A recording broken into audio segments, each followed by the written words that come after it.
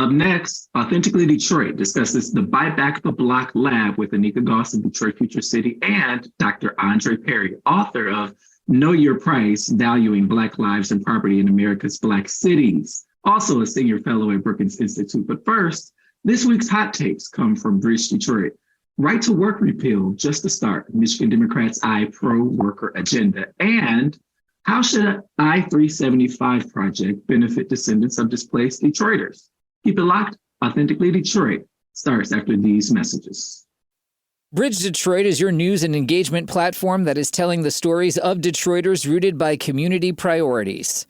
Started in 2020 by Pulitzer Prize-winning journalist Stephen Henderson, the newsroom has already established its footing as the go-to source for hyper-local perspectives that ask the hard questions, brings accountability, and searches out real solutions. It's free to become a member of this award-winning news organization. Visit bridgedetroit.com today to sign up to receive the news delivered right to your inbox. Bridge Detroit, by Detroiters, for Detroiters. Hey, y'all, it's Orlando. We just want to let you know that the views and opinions expressed during this podcast episode are those of the co-hosts and guests and not their sponsoring institutions. Now, let's start the show.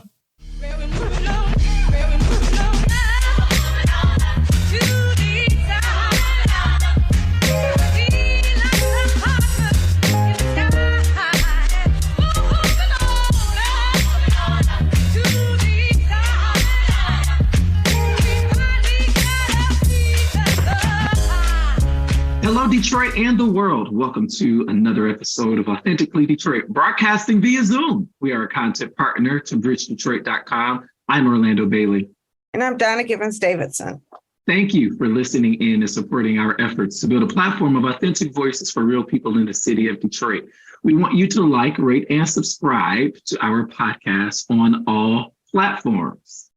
Quote, I must confess that over the past few years, I have been gravely disappointed with the white moderate.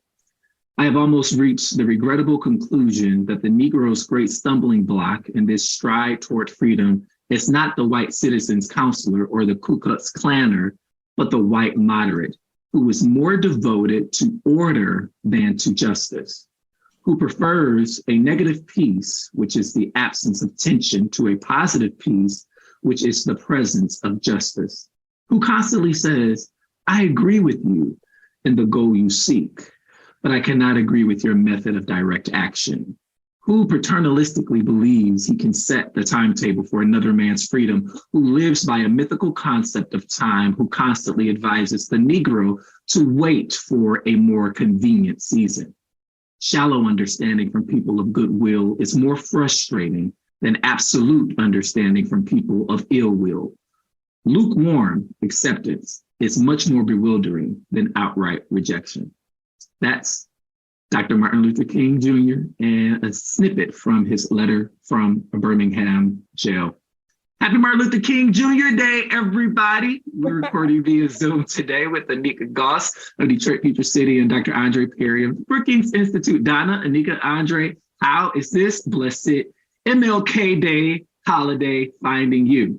Donna, how you doing? I'm doing great. I went to the museum, Charles Wright Museum today, and I actually sat in on a poetry workshop with Tawana Honeycomb Petty. It was amazing. I actually wrote a poem for the first time in like 30 years, and I was really feeling it. You know, it's a great creative outlet, and she gave us some MLK quotes and said, okay, work these into a poem, and I did. So now I am also a poet. I'm going to add that. She told us, walk out and claim your gifts. I'm a poet. It was great. How was yours? How was yours? Mine was good. It wasn't quite as exciting as yours. I'm usually more, I'm going to tell this really quick story. Can I do it? Go for it. Yeah, go for it. About 15, 16 years ago, one of my favorite places in the world is St. Helena Island, South Carolina. It's right off the coast of Beaufort. But one of the reasons that makes it so special is the Penn Institute is there. And the Penn Institute was the first institute specifically for Black people in the United States. It was founded at the end of, right in 1864, at the end of the Civil War. But most importantly, it had become, because of its isolated location, it ended up becoming the place for some of the most important Black people decisions in American history. So that was the same place of the great debate between W.E.B. Du Bois and Booker T. Washington. They had it at the Penn Center. And Martin Luther King Jr. would bring his leadership staff from the Southern Christian Leadership Conference to the Penn Center because the white media didn't even know this little island existed. And it was too hard to get to because of the weather. And the Gullah community down there would hide them. And they would stay at the center and literally get into fistfights because they had to be peaceful. They had to be peaceful all the time to everyone else. But there's a wonderful unpublished series of sermons that Dr. King wrote about being there, especially towards the end of the civil rights movement. Because, at the end, it was all about economic prosperity and affordable housing. And they were not all, the leadership wasn't quite. Yeah, there was a lot of dissension about that, right? Yeah. And they would argue about it. And so every Martin Luther King Jr. Day, you won't necessarily always find me at all the events and all the celebratory stuff, because I feel like as a leader in this space, as we continue the work day over day, I also feel like the honor of Dr. King and all of his team has to also be contemplative about what we're doing and why. So thank you so that's how I spend my Martin Luther King Jr. Day every year. Thank you. That is an amazing story. And people, listen, I imagine that Dr. Martin Luther King knew how to throw hands. He had to. They were throwing hands at the Penn Center. It's just so funny how we remember him. It actually pisses me off how America chooses to remember Dr. Martin Luther King. And it's just, he's so much more than that. That's a fascinating story, Anika. Where can we find those unpublished sermons? I've had a lot of trouble finding them. I think you can find them online. I found them once because I gave it in a speech to some AmeriCorps members. I used this story in a speech to some AmeriCorps members. So I think you could find it online. I have to look for it. But it used to be in a book, and I can't find like an unpublished book, that was kind of stapled together. But I've lost it. I didn't know how important it would be to me. We treat him like a saint and not a human being. Then what it kind of does is it absolves us of our responsibility to do our part, right? It's That's right. I was the king. I'm just a human being, and it's like he was just a human being too. One of my favorite pictures of him was riding a bicycle. I was like, "Woo, he's riding a bicycle!" Because it's like he's not standing there giving a speech or anything. He's just doing something, recreational, physical.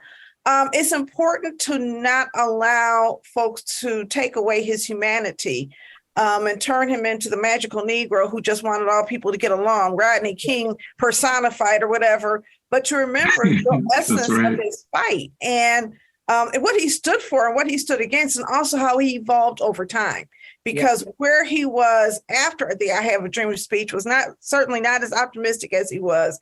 He was to lead the lambs to slaughter. And not that he could have done all of that because he didn't have the power to really create the slaughterhouse, but the fear of having let people, take down their guard. But Andre, you gave a keynote today on King's legacy.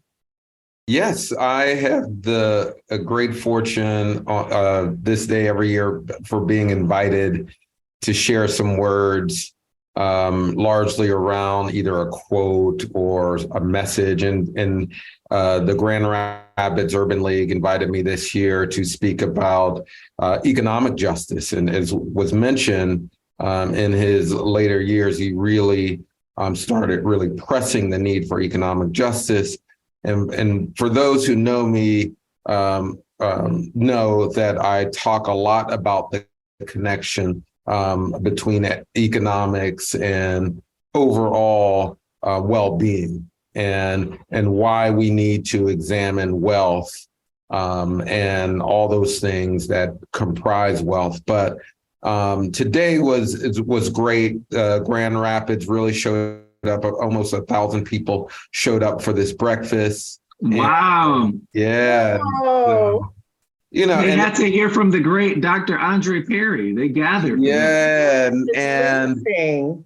And it was really uplifting because there was a book signing. I talked a lot about Know Your Price, and afterwards, I mean, we may have sold, certainly over 100 books.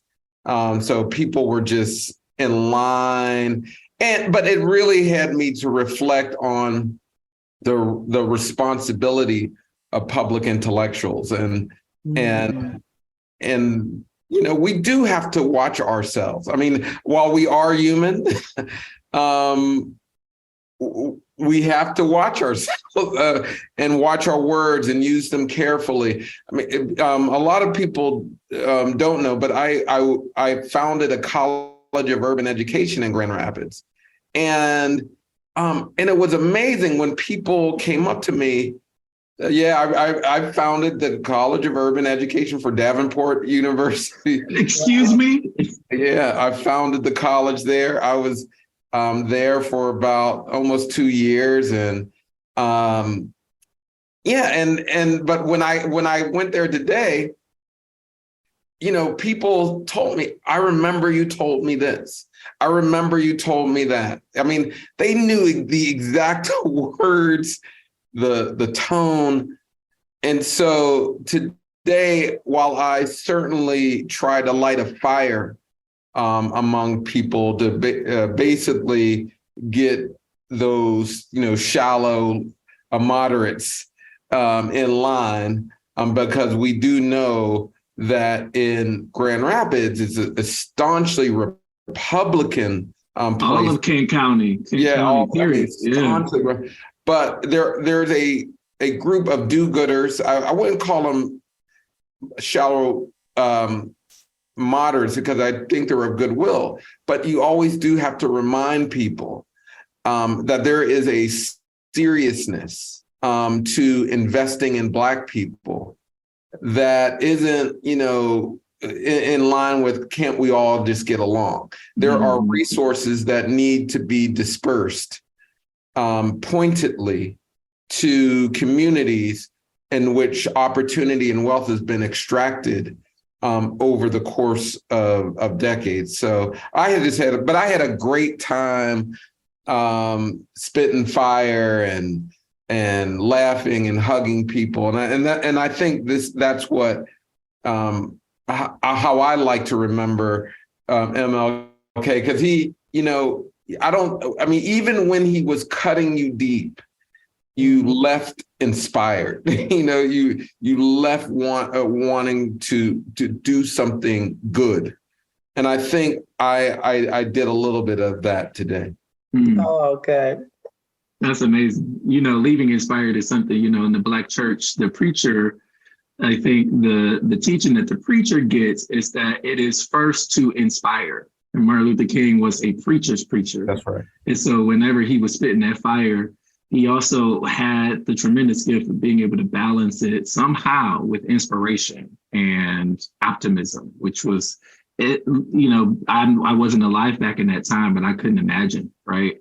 Because, I'm jaded now, and it ain't nowhere near as bad as it was at the height of the civil rights movement. I'm with you, Anika, on today being, really a space for contemplation and deeper thinking about the life and legacy of MLK. I love Dr. Martin Luther King. I love what he represented. I loved his concept of beloved community, but I really, really loved him a lot and what he espoused a lot toward the end of his life, right? Yeah. And that's when folks really got mad, and that's when the SCLC really began to see some dissension, because his viewpoints on the Vietnam War, but also economic justice and prosperity, wasn't something that they were all, in agreement with, right? And of course, the system, when you start talking about moving money and reallocating wealth, the system rejects that, right? It didn't cost the United States anything to sign the Civil Rights Act in 1964, right?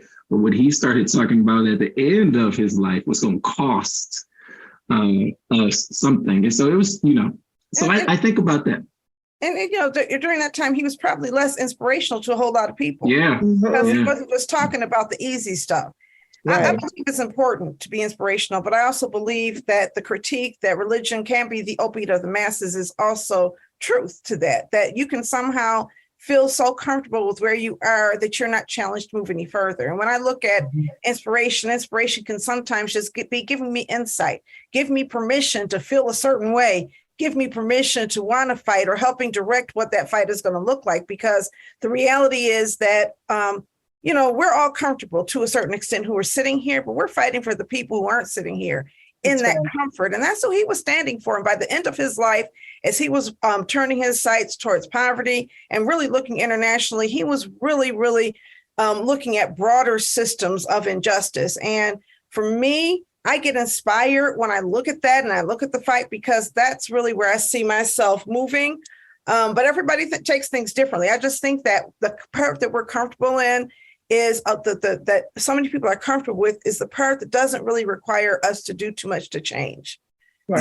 So sort of be who I am, have what I have, and I can be like King because I'm sitting next to the right people, or I say I love you. And I think when you look at the material gaps between, I think, when you talk about the resource extraction, things like that, it's not just between Black people and white people. It is really, nation to nation. There's so many resources our nation is extracting from other nations in the world, and the sustainability impacts of those are coming back on all of us. But it really does require us to think, how can we as a world community begin to think about living differently and sharing more and hoarding less? So for me, I feel called on. And so my poem was reflective. It's the first time I've done anything in a long time on King Day, because Do you have it handy? a lot Do of you read times. I was going to ask the same thing. Would you be comfortable with that? All right, if you all don't mind. All right. Indulge us. Yeah. All right. Crippled and compromised by corrupt currencies of militaristic materialism, diabolical destruction, pernicious profiteering, calculated conquest, and resources redistributed by reckless racial fallacies. Awakened, I remembered that I too have a dream. My dream abounds, unbroken and unblurred, audacious and aspiring, believing and expecting and demanding injustice, oft imagined but unseen. In Jesus, oft admired, not believed. The homeless housed, the hungry fed, the naked clothed, the caged man freed, the trauma healed, the love supreme. The race is won, the battle's won. As people over profit are esteemed, and loving one another, earth redeemed. Ooh. Wow. I have some last poets, type of vibe. Thank you. Yes. I love it. Aaron. That was really amazing. Really, you just sat down and did that in an afternoon? In a workshop?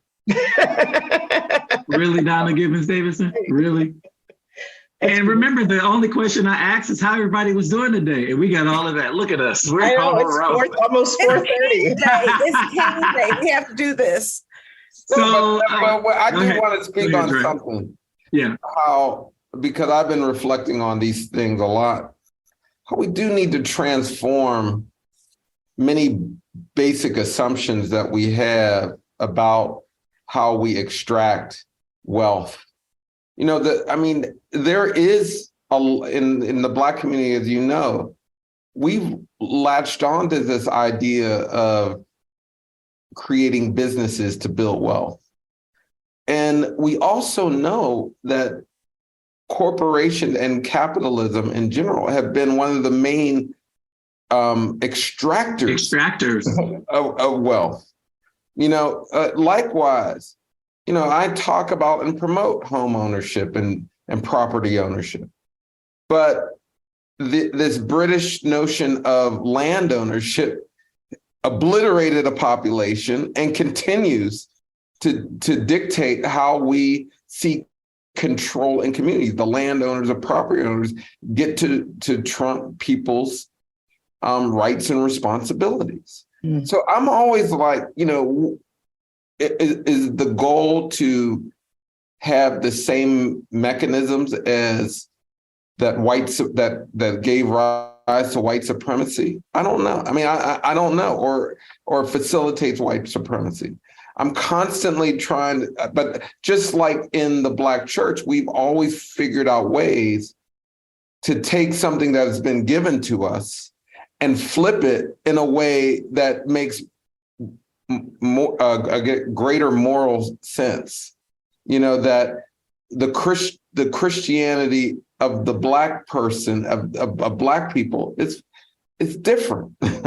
And I would like to say an improvement, at least morally. And so when I think about how do we create a system of of capitalism, if you will, or a means of production or whatever, how are we changing it so that we're not replicating the ills of the past? My let's get into it. Around collective ownership, right? Yeah. I believe that collective is more important than the individual, and that when we really look at how do we build collectives, whether it's collective businesses or collective housing, it doesn't mean that you can't have your own place in that collective housing structure. But this idea of individuality and everybody has to compete to see how many more square feet they can get over their housing is kind of the problem. When you look at the amount of resources it takes to own a 7,000 square foot house, you have to ask yourself, can we rethink this? Why do I need this space? And I'm not saying it's easy, but I think just leaning into the process of figuring out how to do it is important. I don't know. Oh, sorry, I didn't mean to cut you off. I'm done. Go on. I think about this a lot, especially from the urban planning and design point of view, because one of the things that, I've been talking about from DFC is if we think about neighborhoods and how you plan for neighborhoods for the future, if we can begin to think less about the white middle class suburban neighborhood as the standard of excellence, but actually beginning to think, what does a Black and brown aesthetic, a Black and brown culturally relevant neighborhood look like? Would it look like a neighborhood that fits a multi-generational family? Would it be a cooperative investment where that entire family is able to gain wealth by living in the same place? Would it look like something where there is allowed for communal childcare and other forms of living? And I feel like we don't talk about that enough, or even offer that in a charrette, or in a really practical way of thinking about, we don't have to have 28 houses on a block on a street that are all, garage setback and curb fronts and bushes. We can think about this differently. Yeah, I think, the cornerstone of America and colonialism is this rugged individualism and this rigidness around urban planning, and urban planning also being a tenet of colonialism, the movement and the buying and selling of land. And, I've been doing a lot of thinking about it. And I think Donna and I may have grazed this conversation, I don't know if it was on the air or off the air, about the space to imagine and the space to remember and the space to dream. especially when we're talking about planning for Black cities and Black neighborhoods. Anika, I'm 100% in agreement with you around, the cul-de-sac, thing in the city of Detroit ain't working. That suburban living doesn't work. But even, you, Andre, talk about, Afrofuturism being connected with the planning and the revitalization of our spaces, and how practitioners like Anika, Donna, myself can employ that as a mechanism to move us forward together in cooperation. Right. I think it's important to understand the way that mass media has helped shape the so-called American dream. And we know it's a nightmare for so many people, right? There's so much, dysfunction. But a few years ago, when I say a few, maybe 20, I was introduced to the concept of co-housing. And this idea that, people have separate living quarters, but there's shared kitchen space, there's shared childcare space. When people reflect back on positive childhood memories, they think about sharing butter and sugar and everybody watching each other's kids. Really, what we're talking about is an integrated community. And when Black people didn't have as much, we were just necessarily more connected. Now it's like, I can have my own, and I don't have to know who my neighbors are. My kids are inside and they don't know who their neighbors are. And even child development changes. There's a lot of books written about the way children develop differently in the so-called middle-class homes than they do in homes where they develop peer groups and they learn to take care of each other and they develop leadership skills. We're busy trying to figure out how to make it all work inside of our own little 2-parent household with 3 kids or whatever. I think that Afrofuturistic reimagining has to happen, but I also think we have to bring along those people who are some of the people in our community to find out if those dreams that we have are as exciting for them as they are for us. To make sure that we aren't just creating this. Well, that's the goal. Right. I think that's the goal, and one of the tenets of it is that kind of co-creation and cooperation. Exactly. It can't be done in a vacuum. Yes. Yeah. But we don't get funds to actually sit down with the community and say, hey guys, what if we could redesign the community? It would be completely different than everything that we've ever seen before. When you see co-housing communities, they are for wealthy white people. Yeah. All white inhabitants, and they are extremely expensive. And so they've taken this concept for themselves. Somebody came to Detroit and they were trying, I guess, introduce this to me for something in the North End where we replace housing, but I was really stuck on the idea and it stayed with me ever since. And I think that that's the kind of creativity or imagination we have to have in order to really push back on these systems. Already so rich. Listen, we're gonna get to one of the hot takes, and then we can continue this conversation. We're only going to do one hot take, and that is, how should I-375 project benefit descendants of displaced Detroiters? Charity Dean, who is the president founder of the Metro Detroit Black Business Alliance, posed a question Tuesday to the city's corporate and political elite around how they should be thinking about figuring out going about returning land or giving land or selling land to descendants that were displaced by the razing of Black Bottom and Paradise Valley. This is what she said. She said in the 50s and 60s, our government policy continued to widen the wealth gap. Dean said during her speech, focused on empowering Black-owned businesses. At the time, she said, we thought it would be a really great idea to have I-375 in an area that was thriving with Black-owned businesses and Black entrepreneurship and Black people.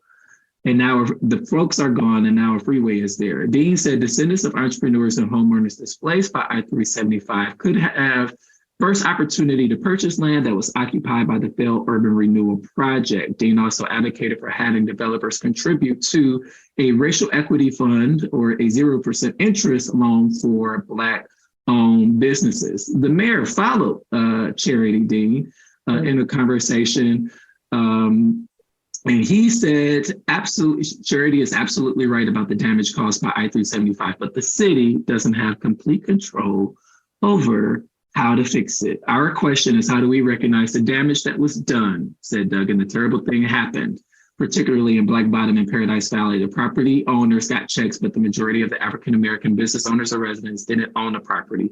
They were tenants. Donna, what say you? Okay, first of all, I-375 was built after the entire community had been cleared out.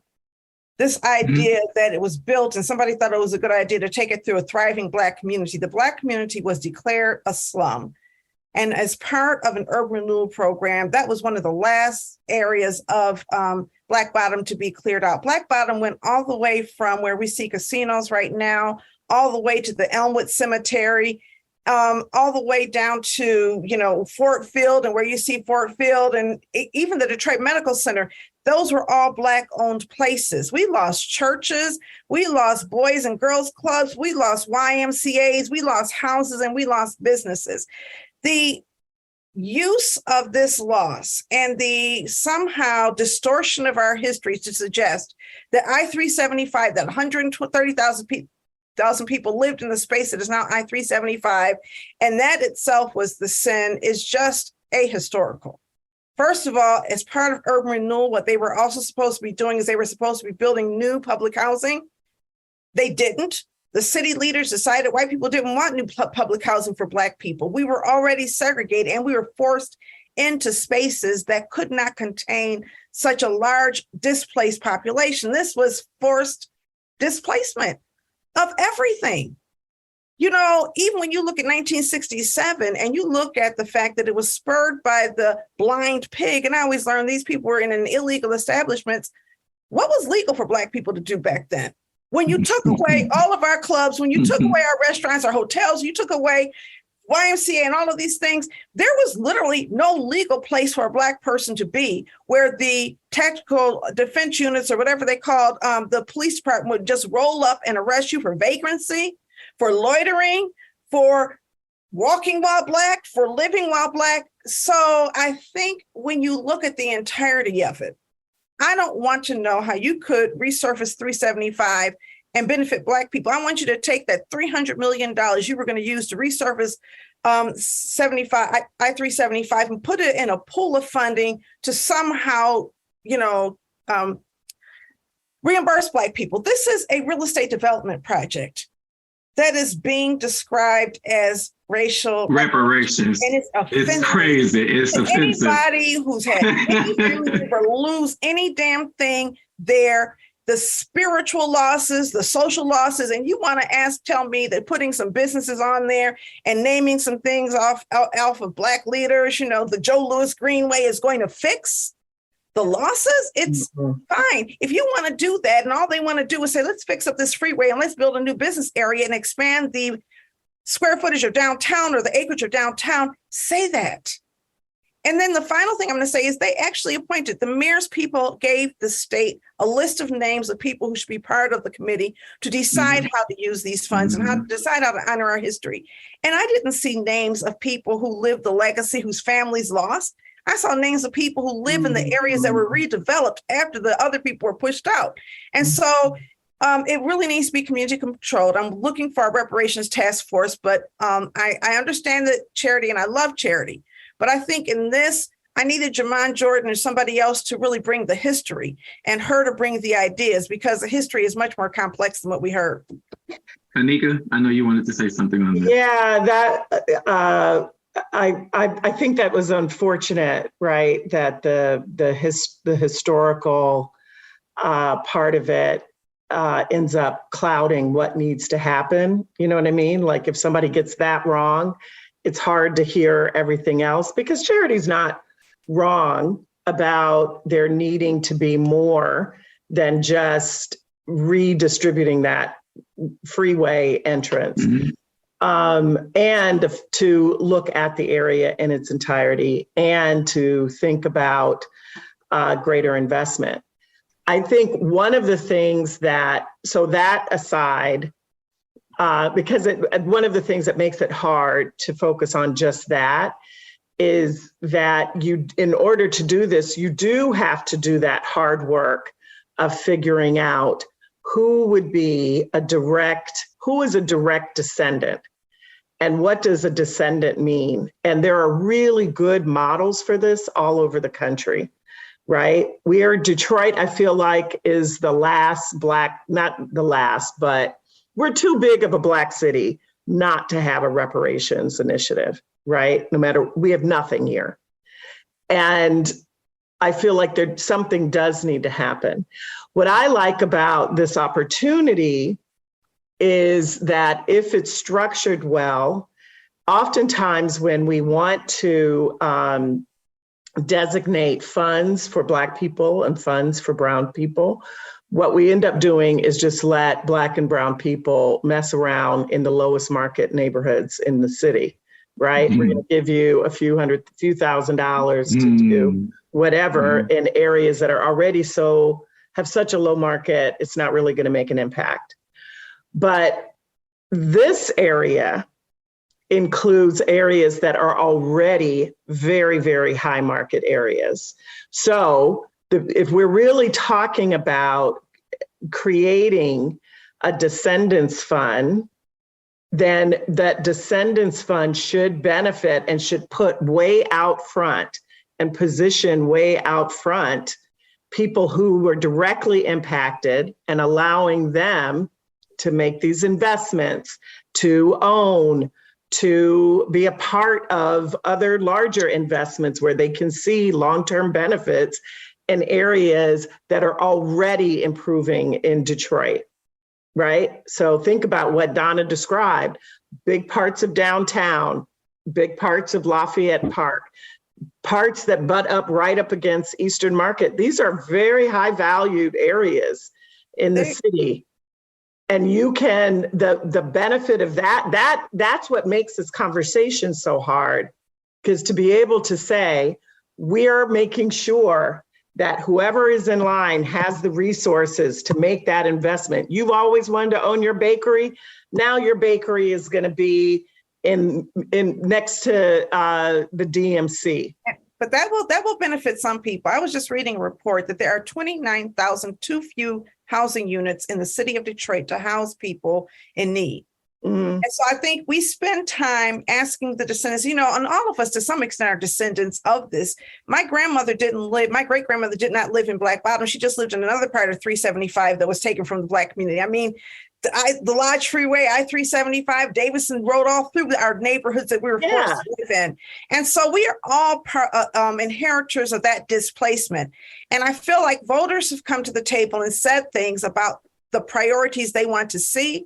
And then it's like, okay, I'm going to create this opportunity here, and let's figure out a way to make it work for you when so many people are living in really in inhumane conditions all over the United States, but especially Black people in all of our cities living in under housing and stuff like that.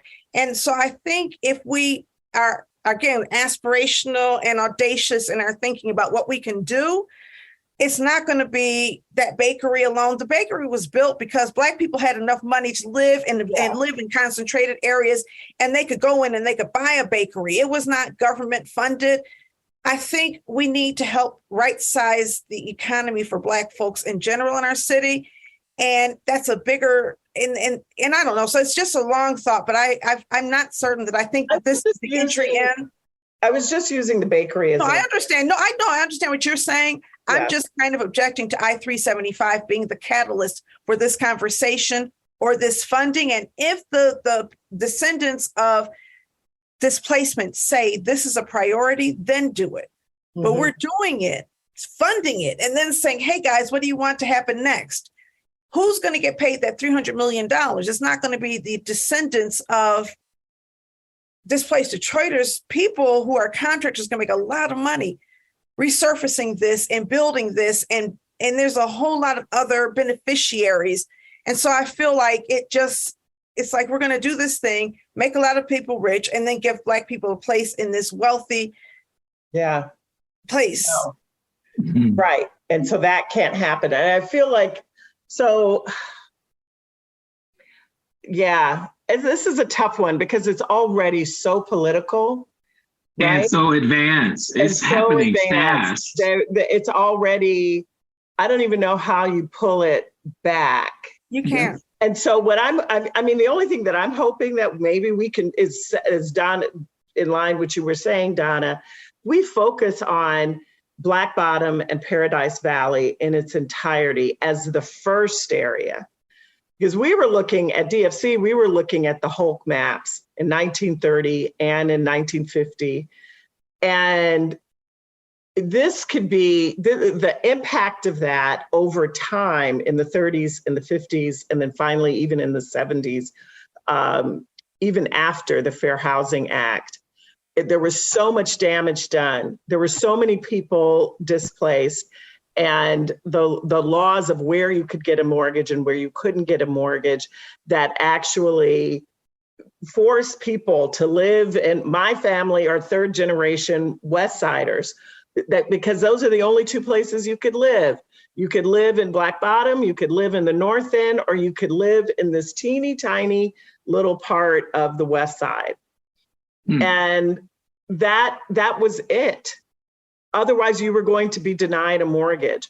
So when we thought about like, how could we come up with a frame that we could begin to galvanize people around, it was like Detroit is owed billions of replacing the descendants of Detroit. Trillions. Andre, find us trillions. Find us the money, Dre. Well, and you're right. You do have to have a practical response, Anika. I get that. I think anytime I gave a speech, and I mean, obviously I wouldn't, if the mayor followed up and said, Donna's exactly right, I would have to go back and rethink what the hell I said. And I think that's part of my response. And I apologize for that. Andre, what do you think?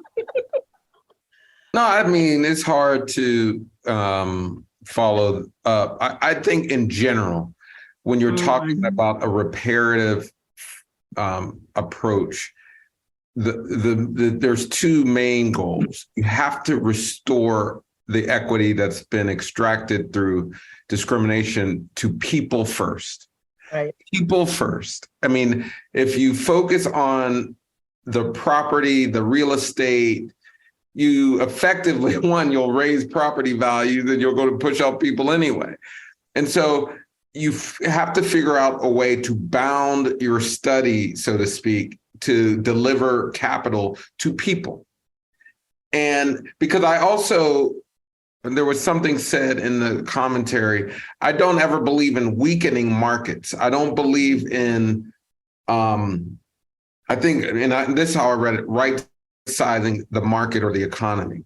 It's more about giving people the ability to participate and engage in a market at a level that is commensurate with others. And so these opportunities come about, and I say, wow, there are fewer opportunities to actually give to Black developers, give to Black construction workers, give to Black build. Like we need to figure out ways to build capacity of Black business people so that they can actually participate in their own recovery. Mm-hmm. And so for me, I agree overall, a lot of these projects are more about real estate plays that ultimately give the current contractors that are already powerful another leg up. And then it's the hope that local communities can benefit from their work. Well, the real benefit is actually doing the work. And if they're not getting those resources, those hundreds of millions of dollars, then we're just wasting an opportunity. I hear you, Dre. One of the things that my response to that too, like I hear you, especially around the benefit, being the work. But, sometimes I think that the capacity issue is just issuing the check. Right. I think that we have folks who are ready, who just need the opportunity. And one of the things that I said when I first heard about this is so many people are going to be rich. I was thinking about who gets to excavate, who gets to remove the debris. Not even, everyone was focusing on businesses, what businesses can locate there. We got to make sure that we have Black ownership on the commercial strip. But I'm talking about at every single level, who is the architect? Who is the project manager? Who is all up and through the project, and all of that stuff, I feel like it's already decided. I haven't heard anything about a procurement process. I haven't heard anything about contracts. I haven't heard anything about this committee that was just erected without a democratic process, if they would have the power to even oversee some of that stuff. And so I feel like we're a little bit behind, but like the capacity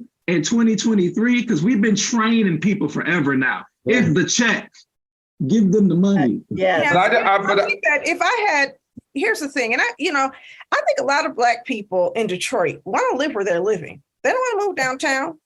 Okay, they want money to fix up their homes and the homes on the street. Let's give the people the money to buy back the block, fix up their own homes. I know we have to talk about that a little bit, right? But to buy back the block, fix up their own homes, fix up the commercial strips where they are, so that we can invigorate a Black community that exists right now. This idea that we have to do it somewhere else. If you say, okay, let's match every dollar we spend on this project with the dollar we're going to spend in some of these neighborhoods, I'm cool, right? But figure out a way to not just say this is what we're doing. If this is what the city wants to do, fine, do it. And if Black developers and, Guyana's going to get a piece of that, and a couple other folks we know will get a few dollars, we understand how that structure is because city council is going to demand it. But the overall condition of Black people will not be improved until we go into the places where Black people still are. And most of the Black people that I know in the neighborhoods I'm working with love their community. They've been living there for a long time. They have all of these great memories. Give them the resources and the tools to build their own community, to rebuild their own community. We have the capacity to do it right now. We just don't have the funds. So as we talk about it. Back the block, how could this mechanism help facilitate that dream of some of ours? Well, let me just explain what Buy Back the Block is. In my book, but really in my workings around the country, in Detroit, Birmingham, Atlanta, other places, I've found numerous talented developers, community and economic development professionals who, to put it plainly, if they were white, they would be well-resourced. They would have the city behind them. They have the state behind them. They have the economic development professionals behind them. And because they're not resources, their communities are not developing. In addition, it is clear that we have more neighborhood-facing businesses because we are locked out of regional economic development activity, right? Mm-hmm. Right? And so we have no choice but to build economic strength from the neighborhood up. We don't have much of a choice. But if we don't own the property, one, it's going to be harder to establish businesses. So we have to literally buy back the block, and own the property and control the means of production in those places as a means of both community development, moving towards more regional economic development strategies. So what we're doing over the next year, because it's been my desire, my motivation is to, as people know, I have family from Detroit, and I've said I'm committed to this place. One of my goals is to get deals done in Detroit, where people are buying back the block. And that is the main goal. The goal is to have developers and new developers and new property owners resourced so that they now own certain blocks adjacent to Black neighborhoods. And this is the other critical piece, that it is to develop the Black neighborhood, not to bring in new people, right, to develop the neighborhood. It is to develop the community that currently exists. And that is going to be hard because we already know how to buy back the block. I mean, that's not nothing new. We know how to buy back the block to displace people. This is learning how to buy back the block in a way that builds up a community in the manner that I think what we all want. And so we're going to do it in 3 cities. We're working together: Detroit, Cleveland, and Baltimore. We're going to identify a block in each, just 1 block in each. And I know it's going to be tough to identify those blocks because every city council person wants something done in their place. But we're going to find 1 block adjacent to a Black neighborhood that is at a level where it's, where there's not too many resources required to build it up, because we just, we're going to be limited in that regard. But the goal is to get certain deals done where we can do it pretty quickly. Well, listen, I look forward to working with you on that because I have a great plan. And even if you are not supporting what we're doing, we can certainly try to replicate what you're doing in our community. I think it's important that as you demonstrate that others are using those principles. That's why I was so excited to see that you guys were having the workshop tomorrow, because that's our dream, is to figure out how to buy back a piece of buy black too. Buy black as well. That's right. But also, we could do housing as well, where people are using their trades and their skills to build housing, and somehow vacant homes that exist or homes that are underutilized. There's so many ways to apply that concept that would lead to collective ownership, not individual ownership. Whether it's a community land trust or just a co-op, a building co-op or a housing co-op. There's so many ways that I'm interested in trying to apply that. What models of ownership are you looking at, and how does this fit in with your overall work, Anika? Because this is also one of your partnerships. Well, this is us really supporting the initiative, because the initiative we were honored that the Brookings Metro team and Andre thought that DFC could even be the conduit for them to come in and work with community. So I think for us, we're really focused on people in place for our new strategy. And for us, people in place is increasing the opportunity for middle-class Detroiters that are Detroiters, right? That are growing their own income and wealth and have the opportunity to live and stay here. And so in order to accomplish that, you have to be able to identify places where people can reinvest themselves and identify opportunities to create the middle class in the neighborhoods where they already are, that are not economically middle class right now. So we're supporting everything. We're behind 100% an opportunity like this that can demonstrate a model that can be replicated all over the city. While this Andre and this Buy Back the Block team is just going to be choosing a couple of different sites for this, but the financial structure for this, the capital stack that goes into this, and the design component that goes into this can and should be replicated throughout the city. And so that's what we're hoping will happen. In the book, you give I'm sorry, Donna. What's your question? I just want to know how Anika defines middle class. Yeah, so middle class is between 52 for Detroit is between 52,000 and 165,000. There are only 11 middle class neighborhoods in Detroit right now, which means the majority of people, more than 50%, fall into that income bracket, and the majority and are majority Black.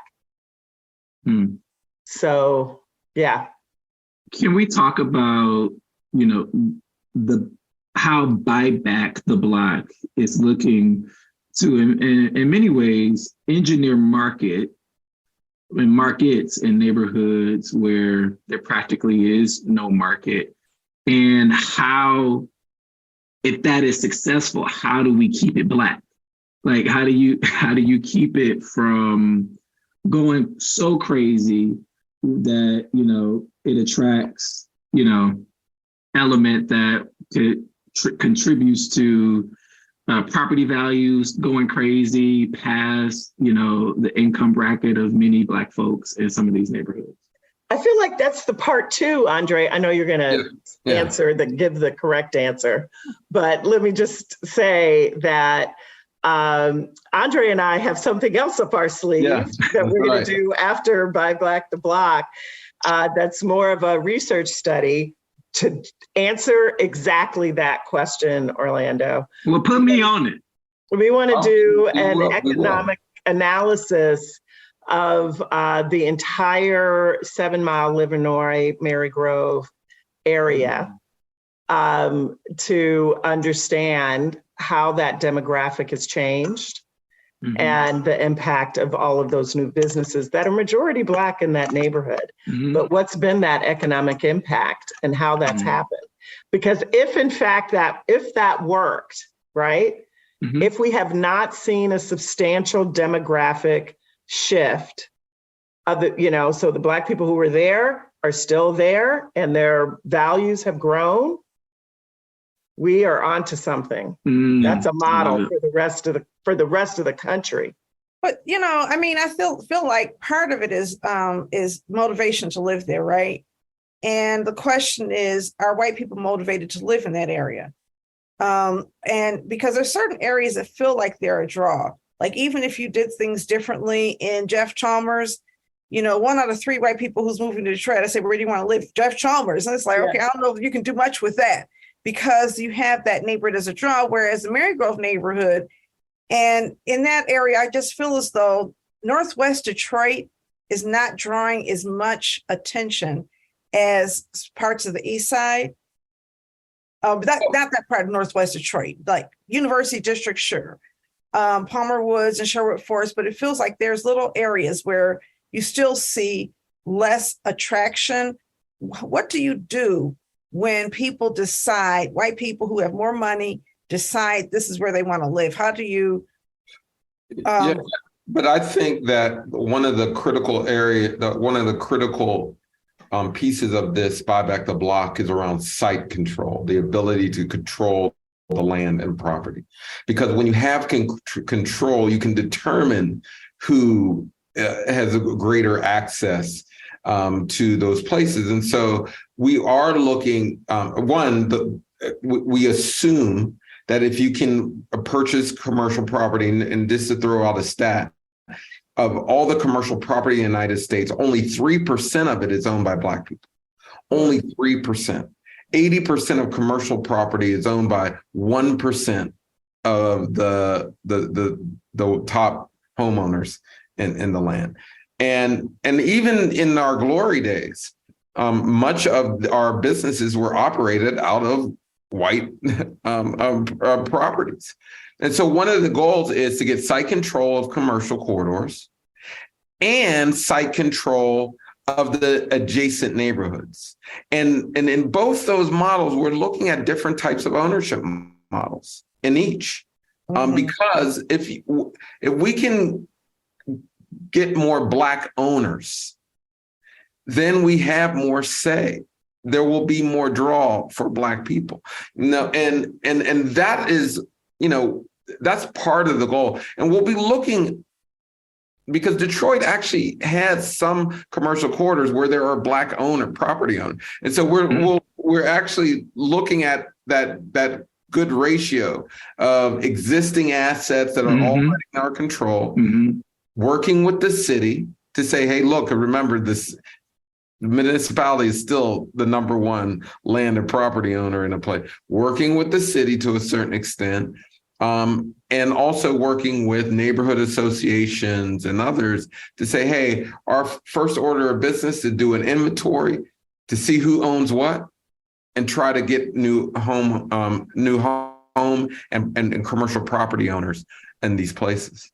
One of the questions that I have, we really began this conversation, acknowledging how important it is for an accurate history to be told and to be shared. And Dre, in your book, in the case study of Birmingham and the Inslee neighborhood, you sort of laid out how they got to those current conditions, in this, right, especially for the young up and comer who has dreams about what to do in the neighborhood he grew up, but has no idea how it got to that space. Is there room in the program for this acknowledgement and recognition of, accurate history? Oh, one of the things that I'm going to do, and Anika alluded to this, it's not just about putting numbers out there. It's also about storytelling, about history, acknowledging history in the space. We're also going to try to incorporate, particularly around the Livernois piece, is to bring real voices, real folks who lived in the area, maybe invested in the area, that were displaced in the area. You got to bring in the voices, got to get that history, because what I like to think I'm known for is not just understanding the rhetorical power of numbers, but also just the power of narrative in general. And so if you can harness both, you can get to what we talked about earlier, inspiring new action, inspiring justice, inspiring restorative justice. And that's what I hope to do. So when this is said and done, 10 years from now, after you buy back the block, how will Detroit be different, or the area around there be different? Oh, well, right off the top, the main goal is to get more Black owners.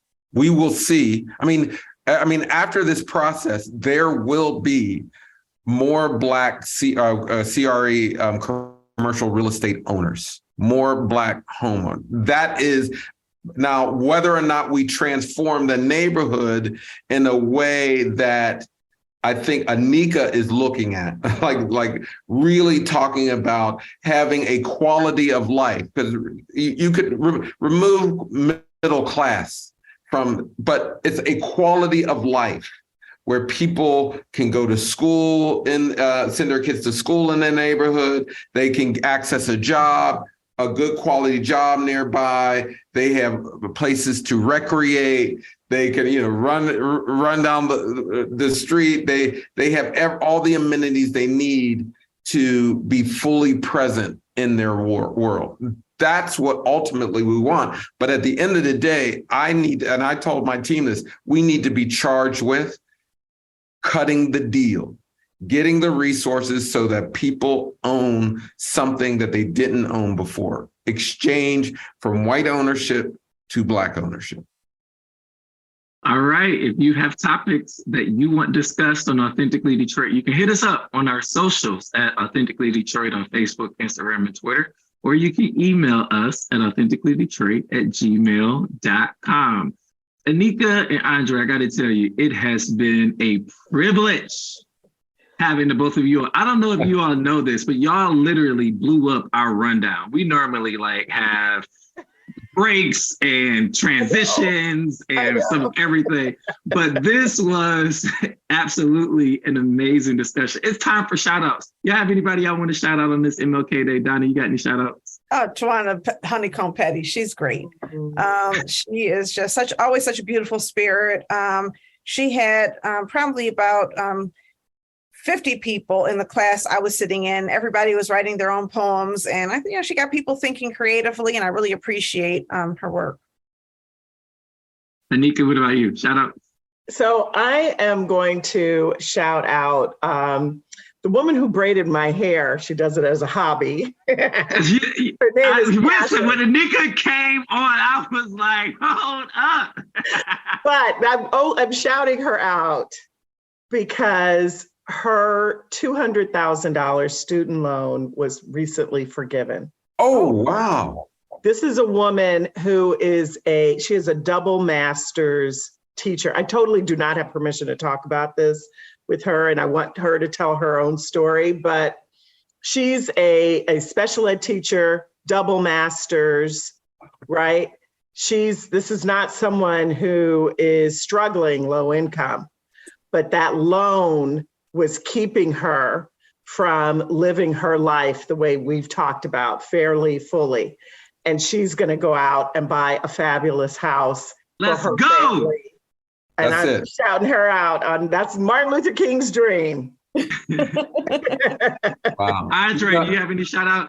Yeah, I want to shout out my sister, Valerie Harris. She from Detroit. If folks read my book, they'll know that my father was murdered in Jackson's penitentiary, but he had children all throughout Detroit. I met my sister for the first time maybe 2 years ago. 2 years ago. It was a little longer than that, Dre. It was a little longer ago. Well, but Valerie Harris, I'm going to connect with her later on today. Oh, great. So this is good to connect with. I can really say my sister. I'm going to give her a shout out. Congratulations. I would shout out number one, Anika and Andre for saying yes to the interview. One of the last quick story. Can I tell a quick story? One of the last times I talked to Andre, I was in New Orleans at Community Book Center with Miss Vera, and I'm at the counter, and a patron comes up with "Know Your Price," right? And Miss Vera was like, "Oh my God, I know someone who is in that book, Orlando. This guy standing right here is in Know Your Price." And the girl just sort of like flipped out and was really, really, and so she's like, "Oh my God, can you sign the book? Can you sign my book?" And I'm like, "No, I can't sign your book. It's not my book to sign." So I called Andre, and she was really adamant. So I called Andre. I'm like, this lady really wants me to sign your book. And you know what he said? "Orlando, sign that book. You better sign that book." Oh man. And so the love is just plentiful. It's good to see you. Shout out to both of y'all. I can't wait for the workshop. All right, y'all. Thank y'all. This has been another episode of Authentically Detroit. We want you to come next time, same time next week. Until then, we want you to catch the wave.